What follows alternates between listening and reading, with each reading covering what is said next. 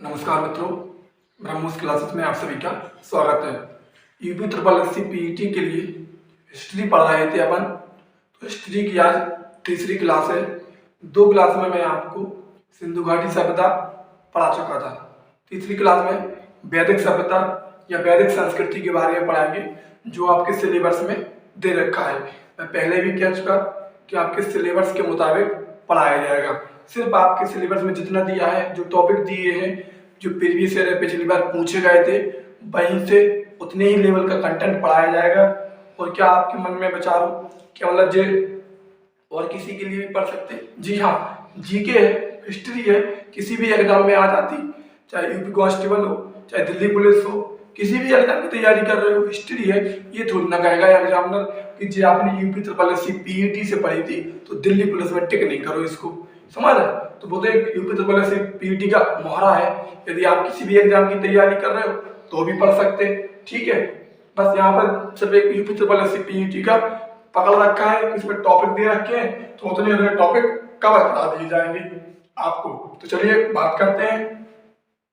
सबसे पहले वैदिक सभ्यता। वैदिक सभ्यता समझ लेते हैं। वैदिक सभ्यता क्या होती है? वैदिक सभ्यता वो सभ्यता जिसका वर्णन वेदों में मिलता है। मतलब इस सभ्यता की जानकारी कहाँ पर मिलती? वेदों में मिलती है, इसलिए इसे वैदिक सभ्यता कहा गया है, ठीक है। देखो इसका उल्लेख कहाँ पर मिलता है, पहले ध्यान रखना। तो इसका उल्लेख वेदों में मिलता है, इसका उल्लेख वेदों में मिलता है, इसलिए इसे वैदिक सभ्यता कहा गया है।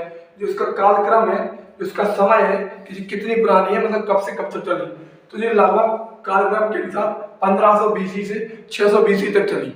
मतलब बीसी का मतलब ईसा पूर्व, जो कि मैं पहले बता चुका कि उल्टा चलता है। तो 1500 ईसा पूर्व से 600 ईसा पूर्व तक जो वैदिक सभ्यता थी वो चली। यह भारत की पहली ग्रामीण सभ्यता थी। तो वो सिंधु घाटी सभ्यता वो नगरीय सभ्यता थी, एक शहरी सभ्यता थी।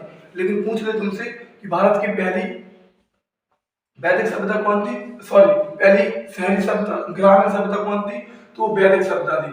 भारत की पहली ग्रामीण सभ्यता वैदिक सभ्यता थी और सिंधु घाटी सभ्यता एक शहरी सभ्यता थी, ध्यान रखना।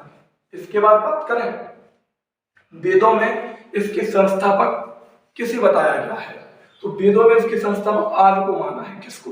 आर्य को। जो वैदिक सभ्यता है, वेदों में इसके संस्थापक आर्य को बताया गया है। किसको? आर्य को। तो ध्यान रखना। अब यहाँ से प्रश्न बनता है कि आर्य का मूल स्थान क्या था, मतलब जो आर्य थे वो भारत में कहाँ से आए थे। बहुत प्रश्न पूछा जाता है, इंपोर्टेंट लगा के नोट करना, यदि आप नोट करते हो तो। मैं आपको बता दूं, देखिए कि आर्य का मूल स्थान, इसमें अलग अलग मत है कि स्वामी दयानंद सरस्वती के अनुसार आर्य कहीं से आए थे, बाल गंगाधर तिलक के अनुसार आर्य कहीं से आए थे, और एक व्यक्ति जब मैक्स मूलर, उसके हिसाब से आर्य कहीं से आए थे। और मैं आपको ये बता दे रहा कि सबसे प्रमाणित कौन सा है, वो सबसे ज्यादा बार कौन सा पूछा जाता। तो चलिए देखो, दयानंद सरस्वती के अनुसार आर्य कहाँ से आए थे, तो दयानंद सरस्वती के अनुसार आर्य तिब्बत से आए थे। दयानंद सरस्वती का मानना था कि जो आर्य भारत में आए वो कहाँ से आए, वो तिब्बत से आगे बसे भारत में आए, ठीक है, ध्यान रखना। तो डायरेक्ट पूछेगा कि दयानंद सरस्वती के अनुसार आर्य कहाँ से आए थे, तो दयानंद सरस्वती के अनुसार आर्य तिब्बत से आए थे। आगे बात करें बाल गंगाधर तिलक, तो बाल गंगाधर तिलक के अनुसार आर्य उत्तरी ध्रुव से आए थे। कहाँ से आए थे? बाल गंगाधर तिलक के हिसाब से आर्य थे वो उत्तरी ध्रुव से आए थे, ध्यान रखना। यही व्यक्ति है जो मोस्ट इंपोर्टेंट है, मैक्स मूलर, इस पे लगा लो स्टार। मैक्स मूलर के हिसाब से आर्य मध्य एशिया से आए थे। कहाँ से? मैक्स मूलर के हिसाब से आर्य मध्य एशिया से आए थे, और इसको ज्यादा प्रमाणित है, ज्यादा मान्यता इसी को दी जाती है, ध्यान रखना। तो मैक्स मूलर के हिसाब से आर्य कहाँ से आए थे, तो मैक्स मूलर के हिसाब से आर्य मध्य एशिया से आए थे, ध्यान रखना। और अविनाश चंद्र दास, अविनाश चंद्र दास के हिसाब से आर्य सप्त सैंधव क्षेत्र से आए थे। कहाँ से आए थे? जो सप्त सैंधव क्षेत्र था, जो सप्त सैंधव प्रदेश था, वहां से आए थे, ध्यान रखना। अविनाश चंद्र दास के हिसाब से आर्य सप्त सैंधव प्रदेश से आए थे। और आर्य द्वारा खोजी गई प्रथम धातु कौन सी थी, तो लोहा थी। ये प्रश्न कई बार पूछा गया है, आर्य द्वारा खोजी गई प्रथम धातु कौन सी थी, तो वो लोहा थी, ध्यान रखना। प्रथम धातु लोहा थी, आर्य द्वारा खोजी गई। आगे बात करें, बोगज कोई अभिलेख, मोस्ट इंपोर्टेंट, एसएससी का फेवरेट प्रश्न है जी, बोगज कोई अभिलेख। इसके बारे में जितनी जानकारी है वो मैं आपको देने वाला हूं। देखिए यदि तुमसे पूछ ले बोगज कोई अभिलेख, तो बोगज कोई अभिलेख है, इसकी खोज किसने करी थी? तो सबसे पहले इसकी खोज करी थी हुगो ने। किसकी? बोगज कोई अभिलेख की खोज हुगो ने करी थी। कब करी थी? तो 1907 में करी थी। ध्यान रखना, कब करी थी? तो 1907 में करी थी। कहां से? सबसे पहले जो प्रथम मतलब कहां पे ये जगह पड़ती? कहां पे ये जगह पड़ती? तो एशिया माइनर में। गलत लिख गया यहाँ पर, ये प्राप्त है। तो ये कहां से प्राप्त हुआ था? तो ये एशिया माइनर से प्राप्त हुआ था। ध्यान रखना, बोगज कोई अभिलेख की खोज हुगो ने करी, 1907 में खोज की गई। कहां से प्राप्त हुआ? तो एशिया माइनर से। एशिया माइनर कहां पर पड़ता? तो एशिया माइनर ईरान में पड़ता। ईरान में क्या है? उसको एशिया माइनर कहते हैं। तो एशिया माइनर से प्राप्त हुआ और खोज हुगो ने करी 1907 में की। भाषा कौन सी लिखी थी? इस पर अभिलेख है तो एक प्रकार का मतलब एक पत्थर टाइप का होगा, शिला टाइप का, उस पर लिखा होगा, तो उसी को अभिलेख कहते हैं। जो पत्थरों पर शिलाएं, जो शिला रहती उन पर लिख दिया जाता और उनको कहीं गड़वा दिया जाता या उनको दबा दिया जाता, और जब वो ही प्राप्त होते तो उनको ही शिलालेख अभिलेख कहते हैं। मैं आपको पूरे बता दूंगा कि शिलालेख क्या होते, अभिलेख क्या होते, स्तंभलेख क्या होते। ठीक है, वो आपको आगे पढ़ाया जाएगी, लेकिन अभी आप इतना समझ लो। तो प्राप्त कहां से हुआ? एशिया माइनर से। एशिया माइनर ईरान में पड़ता। इस पर जो भाषा लिखी थी वो इंडो ईरानी भाषा लिखी थी। कौन सी भाषा? इंडो ईरानी। मैं इतना डीपली इसको इसलिए पढ़ा रहा क्योंकि ये मोस्ट इंपोर्टेंट है, कई बार पेपर में पूछा गया है बोगज के अभिलेख, इसलिए इंपोर्टेंट है जी। इस पर जो उल्लेख है, तो उल्लेख मिलता वो किसका मिलता? तो 4 ऋग्वैदिक आर्य देवताओं का उल्लेख मिलता, जो इस पर लिखा गया था इंडो ईरानी भाषा में। वो 4 जो ऋग्वैदिक काल था उसके 4 आर्य देवता थे, उनके बारे में लिखा था। तो कौन कौन से थे वो? इंद्र, वरुण, मित्र, नासत्व। कौन कौन से? इंद्र, वरुण, मित्र, नासत्व। इन 4 देवताओं का बोगज कोई अभिलेख पर उल्लेख मिलता है। ध्यान रखना, दोबारा सुनिए। बोगज कोई अभिलेख खोज हुगो ने करी, 1907 में करी। कहां से प्राप्त हुआ? तो एशिया माइनर ईरान से प्राप्त हुआ। भाषा कौन सी थी? तो इंडो ईरानी थी। उल्लेख 4 ऋग्वैदिक आर्य देवताओं का उल्लेख मिलता है, इंद्र, वरुण, मित्र और नासत्व। याद रखना। आगे बात करें, जो वैदिक सभ्यता थी इसको 2 भागों में बांटा गया। कितने भागों में? 2 भागों में। इस सभ्यता को 2 भागों में बांटा गया था। नंबर 1 ऋग्वैदिक काल, नंबर 2 उत्तर वैदिक काल। ठीक है, जो ऋग्वैदिक काल का समय था वो 1500 बीसी से 1000 बीसी, मतलब 1500 ईसा पूर्व से 1000 ईसा पूर्व का समय ऋग्वैदिक काल कहलाया। ध्यान रखना। और 1000 ईसा पूर्व से 600 ईसा पूर्व तक का काल उत्तर वैदिक काल कहलाया, क्योंकि पूरी वैदिक सभ्यता चली कहां तक थी? 1500 से 600 तक। 2 भागों में बांटा था तो 2 भागों में बांट दिया गया। 1500 से 1000 ऋग्वैदिक काल और 1000 से 600 उत्तर वैदिक काल। ध्यान रखना। आगे बात करें, इसके अंतर्गत वैदिक साहित्य आता है। ऋग्वैदिक काल के अंतर्गत क्या आता? ध्यान रखना, वैदिक साहित्य आता है। ठीक है, वेद शब्द का अर्थ पूछ ले कि वेद शब्द का अर्थ क्या होता है? तो वेद शब्द का अर्थ होता है ज्ञान की राशि या ज्ञान का भंडार। जो वेद शब्द होता, वेद शब्द का अर्थ होता है ज्ञान की राशि या ज्ञान का भंडार। ठीक है, वेदों की रचना अपरुषीय है।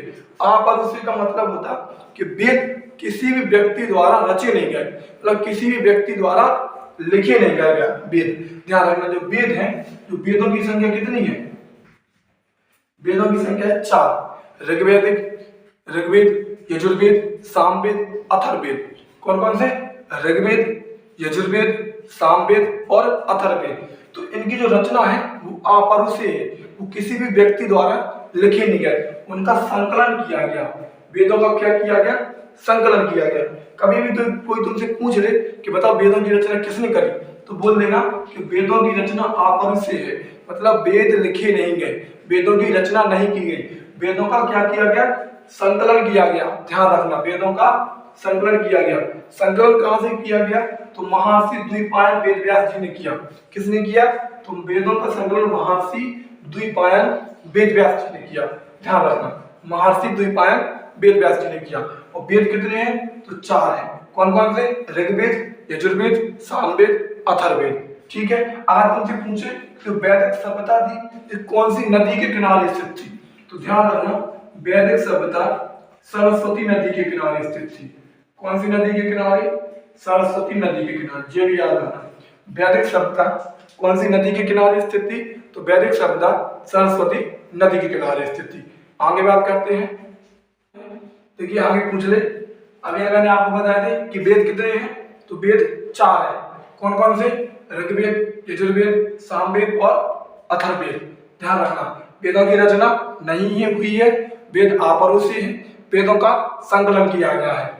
ऋग्वेद, यजुर्वेद, सामवेद, अथर्ववेद। पूछ ले कि वेद त्रयी में अथर्ववेद शामिल नहीं है। पूछ लेगा तुमसे कि कौन सा वेद वेद त्रयी के अंतर्गत नहीं आता है, तो ध्यान रखना ऋग्वेद, यजुर्वेद और सामवेद, ये तीनों वेद वेद त्रयी कहलाते हैं। इन तीनों वेदों का समूह मिलकर क्या कहलाता? वेद त्रयी कहलाता है। लेकिन जो अथर्ववेद है ये वेद त्रयी में शामिल नहीं है। ध्यान रखना, तो वेद त्रयी में अथर्ववेद शामिल नहीं है।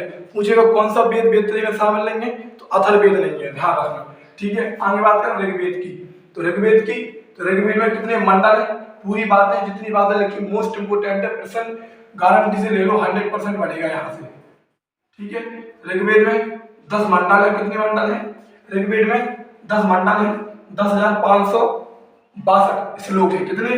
10,562 श्लोक है। ऋग्वेद में 10 मंडल है, 10,562 श्लोक है, 1028 सूक्त है।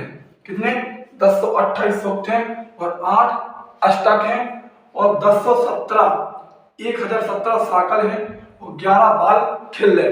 ये आंकड़े आपको याद करने पड़ेंगे। हाँ, ध्यान रखना, ये आपको पूरी ऐसे की ऐसे आंकड़े याद करने पड़ेंगे जो पेपर में पूछे जाते हैं कि कितने मंडल है, तो 10 मंडल है। कितने श्लोक हैं, तो 10,562 श्लोक हैं, 1028 सूक्त हैं, 8 इसमें अष्टक है, 1017 इसमें साकल है और 11 इसमें क्या है? बाल खिल है। ऋग्वेद में जो शब्द है तो 1.5 लाख इसमें शब्द है। कितने? 1.5 लाख इसमें शब्द है।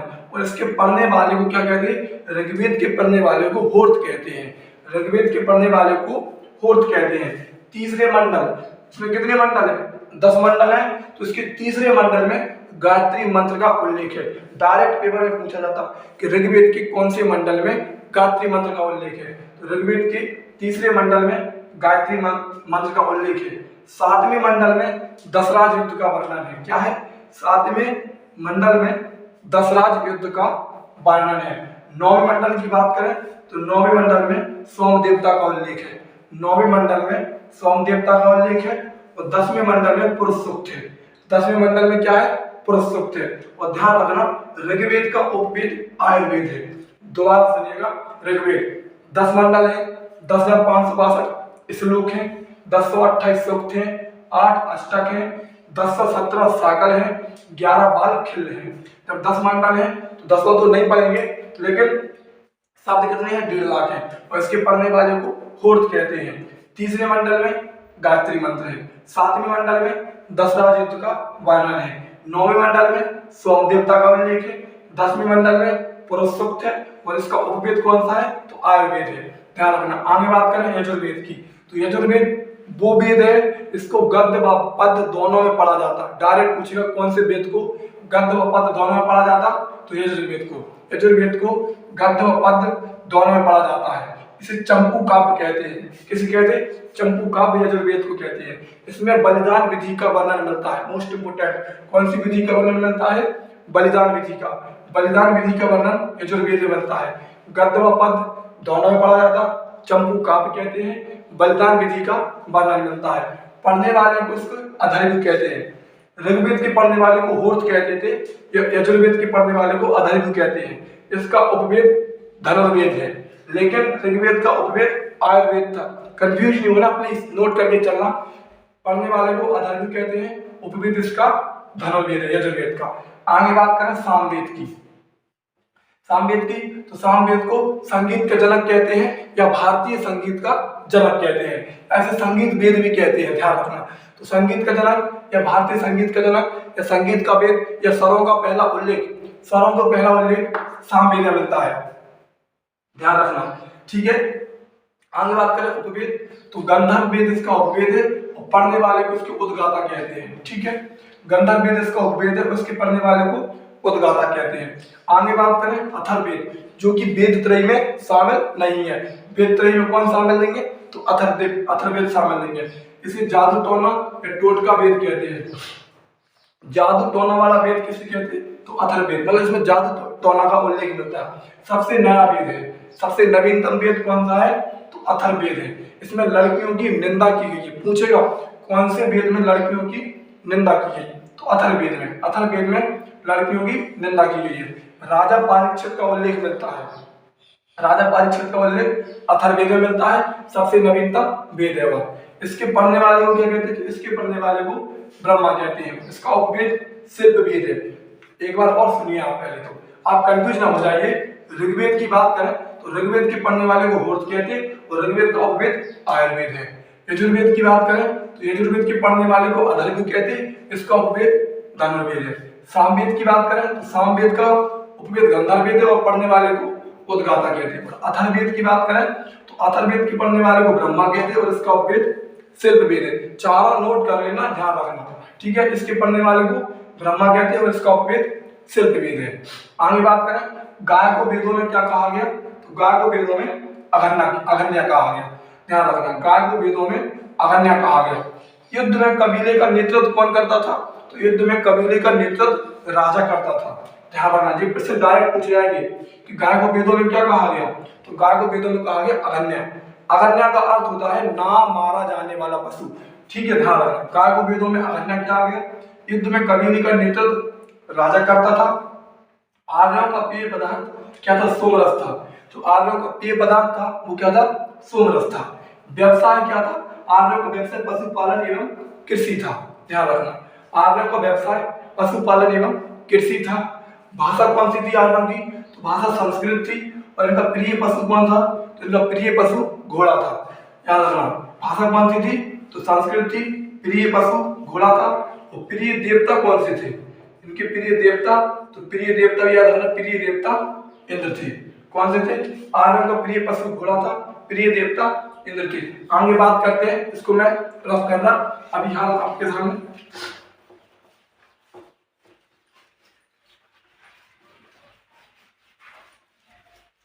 चलिए आगे बात करते हैं। आगे पूछ ले कि उपनिषदों की संख्या कितनी है? उपनिषदों की, ध्यान रखना, उपनिषदों की संख्या पूछ ले तो उपनिषदों की संख्या बताइए कितनी? 108। ध्यान रखना। और महापुराणों की संख्या कितनी है? महापुराण कितने हैं? महापुराण, तो महापुराण है 18। कितने? उपनिषदों की संख्या 108 और महापुराण कितने हैं? तो महापुराण है 18। और वेदांग, वेदांगों की संख्या कितनी है? तो वेदांगों की संख्या है 6। ध्यान रखना, ठीक है। उपनिषदों की संख्या 108 है, महापुराण 18 है और वेदांग कितने हैं? 6 है। ध्यान रखना। आगे तुमसे पूछ ले कि सत्यमेव जयते कहां से लिया गया? सत्यमेव जयते कहां से लिया गया? तो ध्यान रखना, सत्यमेव जयते मुंडको उपनिषद से लिया गया। कहां से? सत्यमेव जयते मुंडको उपनिषद से लिया गया। इसको भी याद रखना, ठीक है। सत्यमेव जयते मुंडको उपनिषद से लिया गया है, ठीक है। 4 आश्रमों का उल्लेख कहां पर मिलता है? 4 आश्रमों का उल्लेख, 4 आश्रमों का उल्लेख कहां पर मिलता? तो 4 आश्रमों का उल्लेख जबालू उपनिषद में मिलता है। याद रखना, जबालू उपनिषद में, ठीक है। ध्यान रखना, 4 आश्रमों का उल्लेख किसमें मिलता? तो जबालू उपनिषद में मिलता। उपनिषदों की संख्या कितनी बताई मैंने? तो 8 बताई। ध्यान रखना, ठीक है। कितनी याद? और वेदांगों को वेदों का अंग माना गया है। जो वेदांग है इनको किसका अंग माना गया है? तो इन्हें वेदों का अंग माना गया है। जी याद रखना, वेदों का अंग माना गया है, ठीक है। तो उपनिषदों की संख्या 108 है, महापुराणों की संख्या 18 है, वेदांगों की संख्या 6 है। सत्यमेव जयते मुंडको उपनिषद से लिया गया है। 4 आश्रमों का उल्लेख जबालू उपनिषद में मिलता है। सत्यमेव जयते भारत का आदर्श वाक्य है। क्या है? भारत का आदर्श वाक्य। पूछ ले कि भारत का आदर्श वाक्य कौन सा है? तो भारत का आदर्श वाक्य सत्यमेव जयते है। ध्यान रखना, भारत का आदर्श वाक्य कौन सा है? तो सत्यमेव जयते है। ध्यान रखना। और पूछे सबसे पुराण कौन सा है? पुराणों की संख्या कितनी बताई?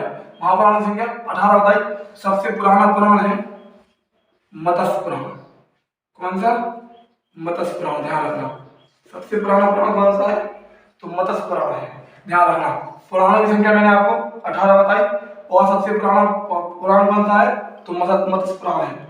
और इसमें सातवाहन वंश के बारे में जानकारी मिलती। सातवाहन वंश के बारे में ध्यान रखना। सातवाहन वंश का संस्थापक कौन था? तो मुझे आप बताना कि सातवाहन वंश का संस्थापक कौन था। ठीक है। एक विष्णु पुराण। विष्णु पुराण में किसके बारे में जानकारी मिलती? और एक वायु पुराण, ये भी पूछ लिया जाता कभी कभी। वायु पुराण में किसके बारे में जानकारी मिलती?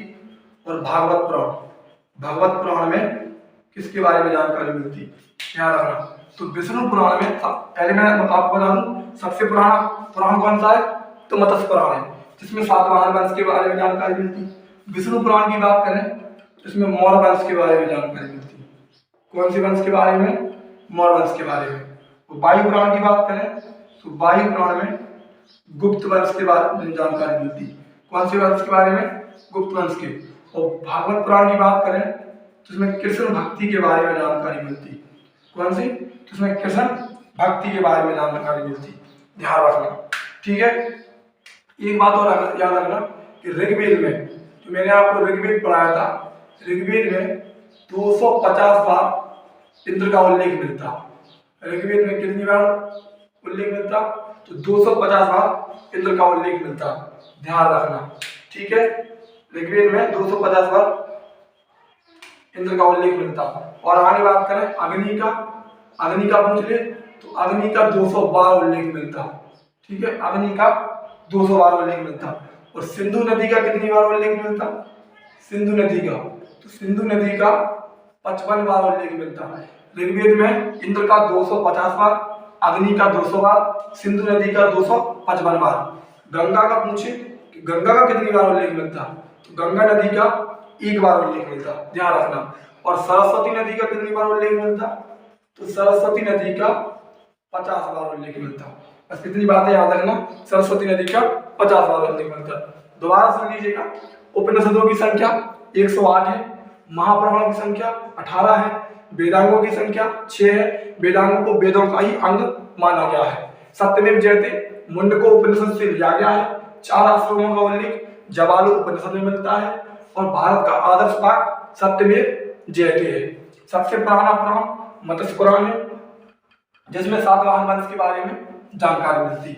विष्णु पुराण मौर्य वंश के बारे में, वायु पुराण गुप्त वंश के बारे में, भागवत पुराण कृष्ण भक्ति के बारे में। ऋग्वेद में कुछ पॉइंट जो छूट गए थे, 250 बार इंद्र का उल्लेख है, 200 बार अग्नि का उल्लेख है, 55 बार सिंधु नदी का उल्लेख है, गंगा का 1 बार उल्लेख है और सरस्वती का 1 बार उल्लेख है। यदि यमुना का पूछ ले तुमसे तो यमुना का भी लिख लो। यमुना का 3 बार उल्लेख है। ठीक है। इससे डीपली नहीं पूछेगा। यमुना का कितनी बार उल्लेख है? तो यमुना का 3 बार उल्लेख है। ये वैदिक सभ्यता थी जो मैंने आपको पूरी तरह से बिल्कुल कंप्लीट करा दी। यदि आपको सच में क्लास अच्छी लगी है तो अपने दोस्तों तक शेयर करें। जो भी UP SSC PAT, UP constable, Delhi police किसी भी एग्जाम की तैयारी कर रहा है वो इसको ले सकते हैं। जरूरी नहीं है कि सिर्फ यूपी SSC PET वाले ही ले, बढ़िया डीपली तरीके से पढ़ा दिया गया। और चैनल को सब्सक्राइब करें। धन्यवाद।